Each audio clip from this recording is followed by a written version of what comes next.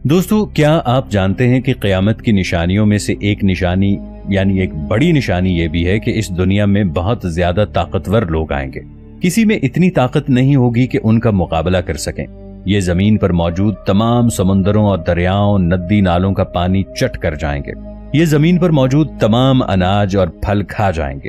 راستے میں چلتے ہوئے ان کے راہ میں کوئی بھی رکاوٹ آئی، یہ اس کو تباہ و برباد کر دیں گے۔ اس خوفناک قوم کے بارے میں ہم بچپن سے سنتے آ رہے ہیں۔ دوستو، آج کی اس ویڈیو میں ہم اسی قوم کے بارے میں بات کریں گے۔ جی ہاں، آپ ٹھیک سمجھے، آج ہم یاجوج ماجوج کے بارے میں آپ کو معلومات فراہم کریں گے۔ یاجوج اور ماجوج کے بارے میں آپ نے پہلے بھی سنا ہوگا، لیکن ہم آپ کو تفصیلی معلومات فراہم کریں گے، ایسی معلومات جو شاید آپ نے کبھی پہلے نہ سنی ہو۔ یاجوج ماجوج ہیں کون؟ یہ دیکھنے میں کیسے نظر آتے ہیں؟ یہ کہاں رہتے ہیں؟ ان کا نزول کب ہوگا؟ اور اس کے علاوہ اور بھی بہت کچھ۔ دوستو، یہ ویڈیو بہت معلوماتی ہونے والی ہے، اس لیے ویڈیو کو آخر تک ضرور دیکھیے گا۔ اللہ تعالیٰ نے ان کا ذکر قرآن مجید کی سورہ کہف اور سورۃ الانبیاء میں بھی کیا ہے۔ دنیا میں 4 بادشاہ ایسے گزرے ہیں جنہوں نے اپنے وقت میں پوری دنیا پر حکومت کی ہے۔ ان میں سے 2 مسلمان تھے اور 2 حکمران کافر تھے۔ کفار میں نمرود اور بخت نصر، جبکہ مسلمانوں میں حضرت سلیمان علیہ السلام اور حضرت ذوالقرنین علیہ السلام تھے۔ حضرت ذوالقرنین علیہ السلام کو سکندر بھی کہا جاتا ہے، اور یہ حضرت نوح علیہ السلام کے بیٹے سام بن نوح کی نسل میں سے تھے۔ یہ اپنی ماں کے اکلوتے بیٹے تھے اور حضرت خضر علیہ السلام کے خالہ زاد بھائی بھی تھے۔ آپ حضرت ابراہیم علیہ السلام کے ہاتھ اسلام کی دعوت قبول کر کے مسلمان ہوئے تھے اور کافی برس ابراہیم علیہ السلام کی صحبت میں گزارے۔ قرآن مجید میں حضرت ذوالقرنین علیہ السلام کے 3 سفروں کا حال بیان کیا گیا ہے۔ انہوں نے جو 3 سفر کیے، اس ویڈیو میں ہم آپ کو ان سفروں کے حالات بھی بتائیں گے۔ یہ حالات بہت ہی عجیب اور حیرت انگیز ہیں۔ پہلا سفر یہ ہے کہ سام بن نوح کی اولاد میں سے کوئی شخص آب حیات کے چشمے کا پانی پی لے گا تو اسے موت نہیں آئے گی، تو حضرت ذوالقرنین علیہ السلام اس آب حیات کی تلاش میں مغرب کا سفر شروع کرتے ہیں۔ آپ کے خالہ زاد بھائی حضرت خضر علیہ السلام بھی آپ کے ہمراہ تھے۔ حضرت خضر علیہ السلام تو اس چشمے تک پہنچ گئے اور اس چشمے کا پانی بھی پی لیا، مگر حضرت ذوالقرنین علیہ السلام کے مقدر میں اس چشمے کا پانی نہیں تھا اور آپ کو وہ پانی نہ مل سکا۔ ایک روایت میں یہ بھی آتا ہے کہ حضرت ذوالقرنین علیہ السلام کو آب حیات مل گیا تھا، مگر جیسے ہی وہ آب حیات کے پاس پہنچے تو انہوں نے پاس ہی ایک پرندے کو دیکھا جو انتہا کا لاغر تھا۔ جب انہوں نے اس سے اس کی کمزوری کی وجہ دریافت کی تو اس نے کہا کہ میں نے آب حیات پیا تھا، میں بوڑھا تو ہو چکا ہوں لیکن مجھے موت نہیں آ رہی۔ حضرت ذوالقرنین نے اس پرندے کو جب دیکھا تو انہوں نے پانی پینے کا ارادہ ترک کر دیا۔ تو حضرت ذوالقرنین علیہ السلام کا سفر جاری تھا۔ آپ چلتے چلتے ایک ایسے مقام پر پہنچ گئے جہاں مغرب میں ہی سورج غروب ہوتا ہے، اور وہ دنیا کے بالکل آخری کونے میں آ گئے۔ سورج غروب ہوتے وقت آپ کو ایک ایسا منظر نظر آتا ہے جیسے ایک سیاہ چشمے میں سورج ڈوب رہا ہے۔ اگر ہم سمندری سفر کریں تو مغرب کے وقت ہمیں ایسا لگتا ہے جیسے سورج سمندر میں ڈوب رہا ہے، مگر آپ مغرب میں اتنا آگے پہنچ چکے تھے جو دنیا کا آخری کونا تھا۔ وہاں ان کا سامنا ایک ایسی قوم سے ہوا جو جانوروں کی کھال پہنے ہوئے تھی۔ ان کا دوسرا سفر مشرق کی طرف تھا۔ آپ سفر کرتے کرتے ایک ایسی جگہ پر جا پہنچے جہاں سے سورج طلوع ہوتا ہے۔ آپ نے وہاں ایک ایسی قوم کو دیکھا کہ وہ کسی عمارت یا مکان میں نہیں رہ رہے تھے۔ جب سورج طلوع ہوتا وہ غاروں میں یا زیر زمین چلے جاتے۔ جب سورج غروب ہوتا تو یہ اپنے ٹھکانوں سے نکل کر روزی روٹی کی تلاش میں لگ جاتے تھے۔ حضرت ذوالقرنین نے ان کو بھی اسلام کی دعوت دی۔ ان میں سے کچھ لوگوں نے دعوت قبول کی اور کچھ لوگ اڑے رہے، اور وہاں پھر جنگ بھی ہوئی، مگر حضرت ذوالقرنین علیہ السلام نے ان لوگوں کو قابو میں کر لیا۔ اب ان کا تیسرا سفر شمال کی جانب تھا۔ آپ سفر کرتے کرتے 2 پہاڑوں کے درمیان پہنچ گئے۔ وہاں بھی عجیب و غریب قسم کی آبادیاں آباد تھی۔ ان کی زبان بھی نہایت عجیب و غریب تھی۔ ان لوگوں کے ساتھ اشاروں کے نایوں میں بہت مشکل سے بات کی جا سکتی تھی۔ ان لوگوں نے حضرت ذوالقرنین علیہ السلام سے یاجوج ماجوج کے ظلم و ستم کی شکایت کی اور آپ سے مدد کی اپیل کی کہ ہمیں ان کے ظلم و ستم سے بچائیں۔ اب سوال یہ پیدا ہوتا ہے کہ یاجوج ماجوج کون ہیں؟ یہ 70 بلین لوگ یاجوج ماجوج ہو سکتے ہیں۔ ان کی تعداد مسلسل بڑھتی جا رہی ہے۔ جب یاجوج ماجوج دنیا میں آئیں گے، نہ جانے تب کتنے لوگ باقی ہوں گے۔ ان میں مرد بھی ہیں اور عورتیں بھی ہیں۔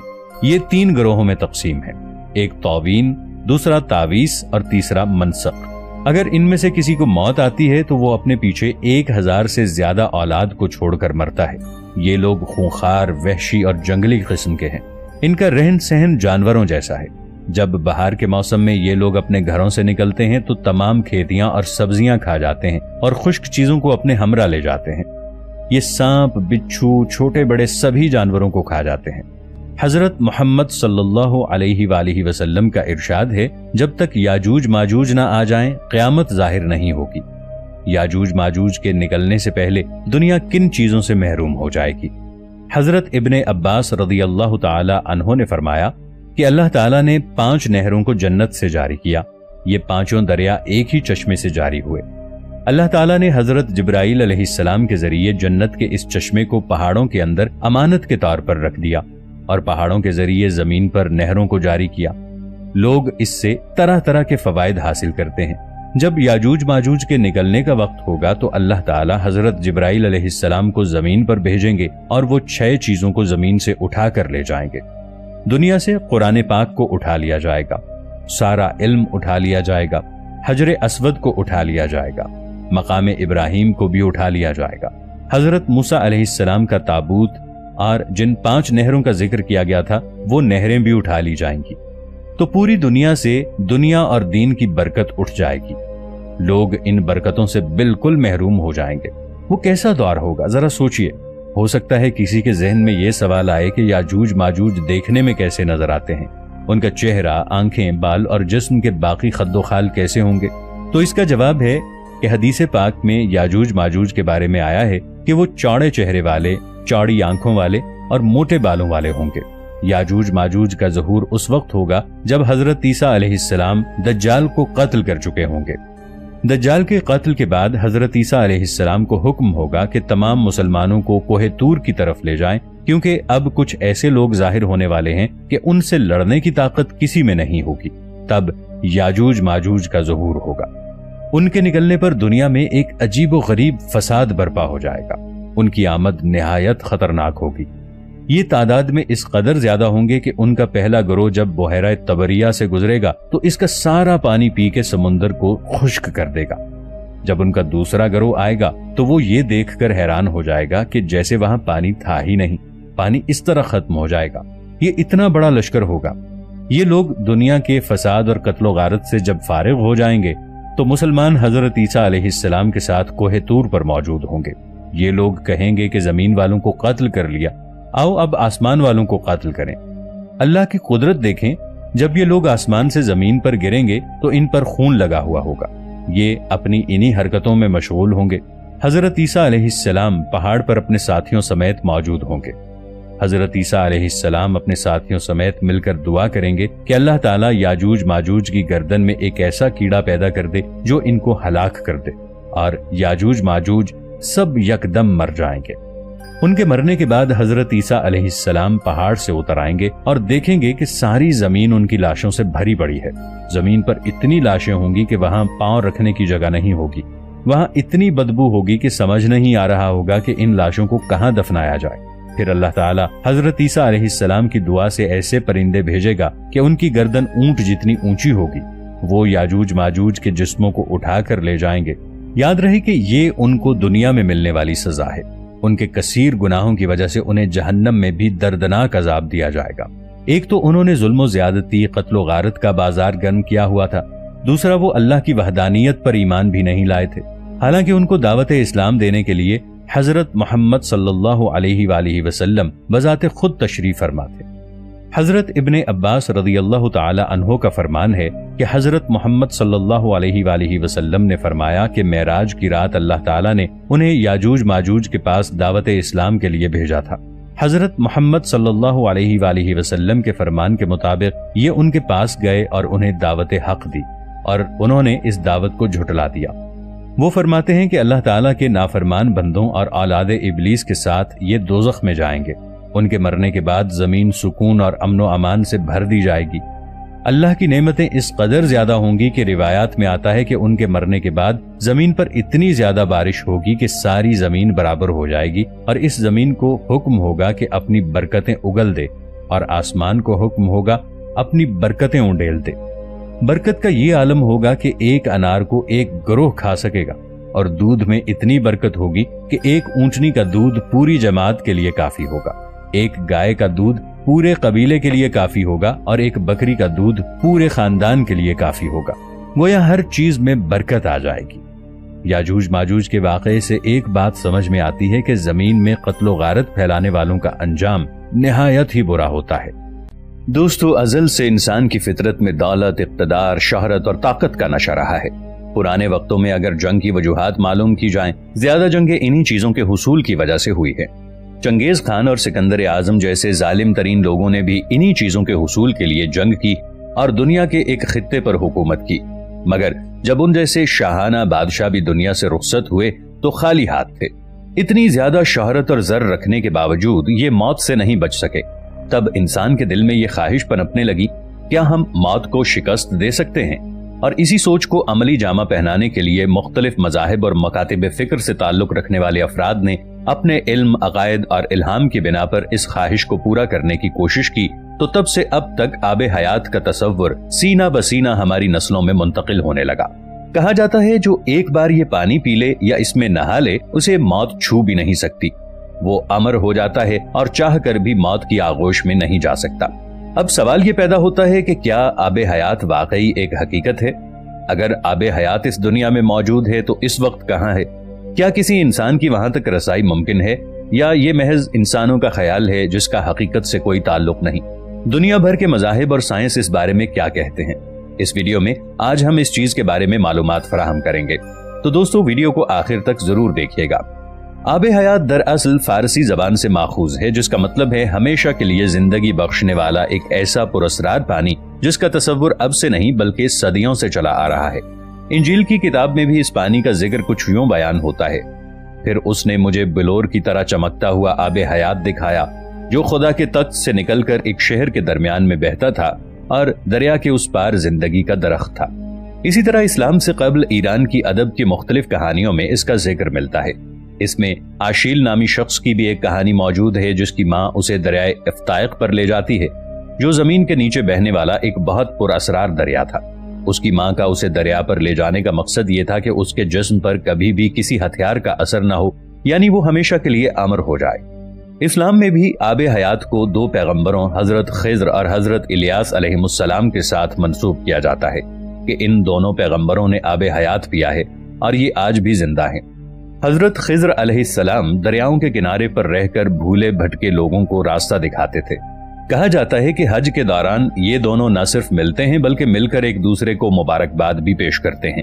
بہت پرانی روایات میں یہ بات موجود ہے کہ حضرت خضر علیہ السلام، حضرت الیاس علیہ السلام اور حضرت ذوالقرنین علیہ السلام، یہ تینوں پیغمبر ہی آج تک آب حیات کے مقام تک پہنچ پائے ہیں۔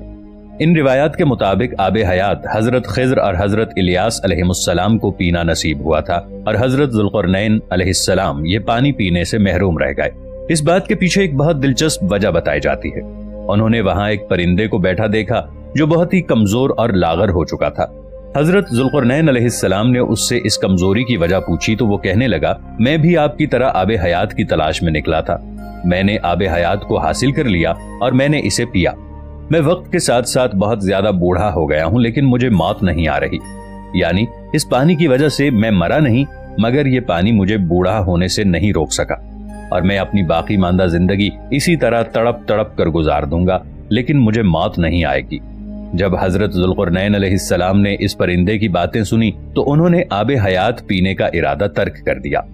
حضرت خضر علیہ السلام کا نام قرآن پاک میں ان کے نام کے ساتھ موجود نہیں ہے، اگرچہ قرآن مجید میں ان کا نام نہیں لیا گیا، لیکن ان کا ذکر اسلامی اسکالرز نے خدا کے ایک نیک بندے کی حیثیت سے کیا ہے جنہیں علم دیا گیا ہے۔ وہ اللہ کے ایک نیک بندے تھے، ان کو اللہ نے تکوینی علوم سے نوازا تھا۔ علماء کا کہنا ہے کہ وہ نبی نہیں تھے، ان کی تشریف آوری کا مقصد وہی رہا ہے جو اولیاء اور صلحاء کا رہا ہے، یعنی لوگوں کو اپنے علوم سے نفع پہنچانا، لوگوں کو خیر کی باتیں بتانا وغیرہ۔ بہت سے علماء کے مطابق آپ کوئی فرشتے یا ولی اللہ تھے، مگر علماء کی کثیر تعداد آپ کو نبی تصور کرتی ہے اور اس بات پر یقین رکھتی ہے کہ آپ اللہ تعالیٰ کے جلیل القدر پیغمبر تھے جو حضرت موسیٰ علیہ السلام کے دور میں بھی موجود تھے۔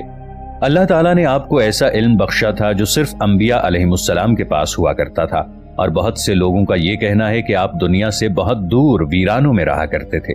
حضرت خضر علیہ السلام کے زندہ ہونے پر علماء کرام کے مختلف نظریات ہیں۔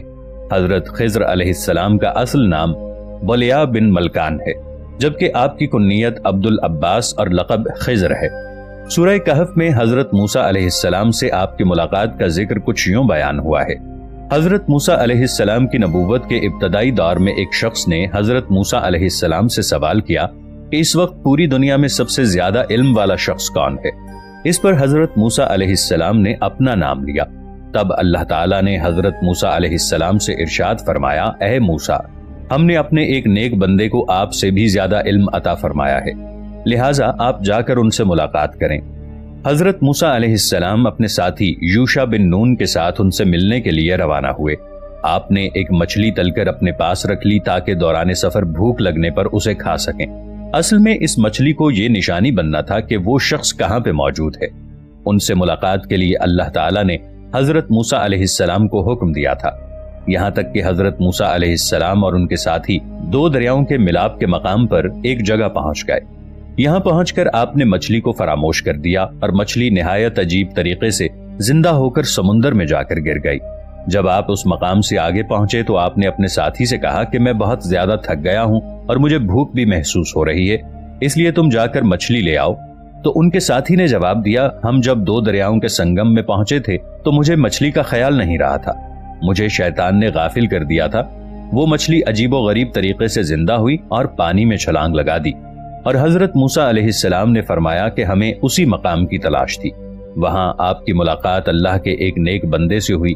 اس نیک بندے کے علم کو موسیٰ علیہ السلام پر ان کے ساتھ کیے گئے ایک سفر میں موسیٰ علیہ السلام پر ظاہر کیا جاتا ہے۔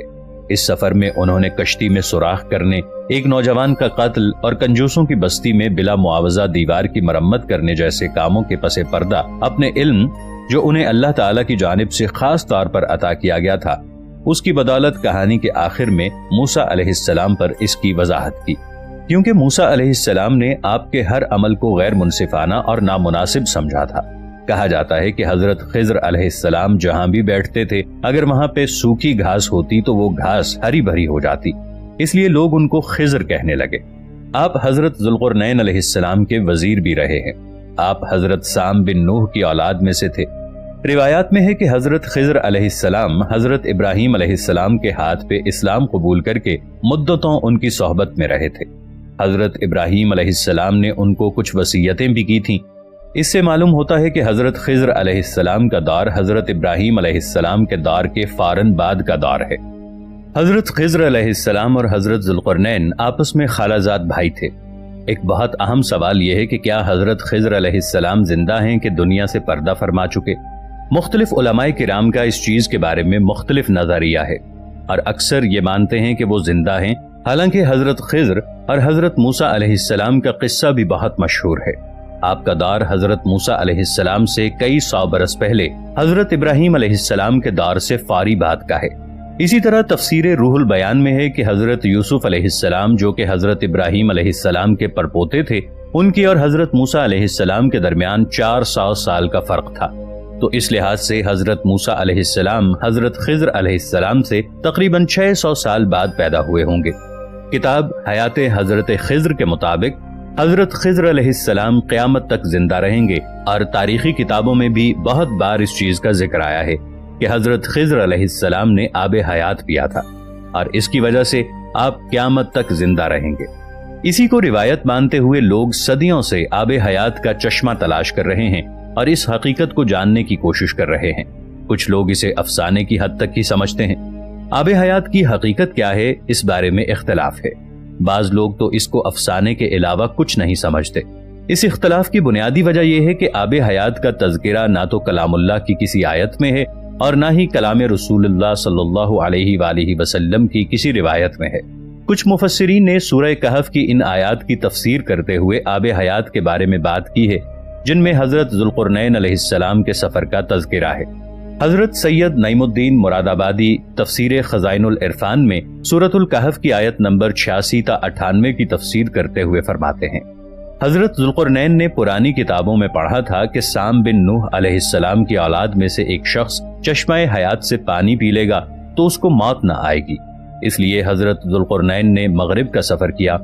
آپ کے ساتھ حضرت خضر علیہ السلام بھی تھے۔ وہ آب حیات کے چشمے پر پہنچ گئے اور اس کا پانی بھی پی لیا، مگر حضرت ذوالقرنین علیہ السلام کے مقدر میں نہیں تھا، وہ محروم رہ گئے۔ اس سفر میں آپ جانب مغرب روانہ ہوئے تو جہاں تک آبادی کا نام و نشان ہے وہ سب منزلیں طے کر کے آپ ایک ایسے مقام پر پہنچے کہ انہیں سورج غروب کے وقت ایسے نظر آیا کہ وہ ایک سیاہ چشمے میں ڈوب رہا ہے، جیسا کہ سمندری سفر کرنے والوں کو آفتاب سمندر کے کالے پانی میں ڈوبتا نظر آتا ہے۔ وہاں ان کو ایسی قوم ملی جو جانوروں کی کھال پہنے ہوئے تھی، اس کے سوا کوئی دوسرا لباس ان کے بدن پر نہیں تھا، اور دریائی مردہ جانوروں کے سوا ان کی غذا کا کوئی دوسرا سامان نہیں تھا۔ یہ قوم ناسک کہلاتی تھی۔ حضرت ذوالقرنین علیہ السلام نے دیکھا کہ ان کے بے شمار لشکر ہیں اور یہ لوگ بہت ہی طاقتور اور جنگجو ہیں، تو حضرت ذوالقرنین علیہ السلام نے ان لوگوں کے گرد اپنی فوجوں کا گھیرا ڈال کر ان لوگوں کو بے بس کر دیا۔ چنانچہ کچھ تو مشرف و ایمان ہو گئے اور کچھ آپ کی فوجوں کے ہاتھوں قتل ہو گئے۔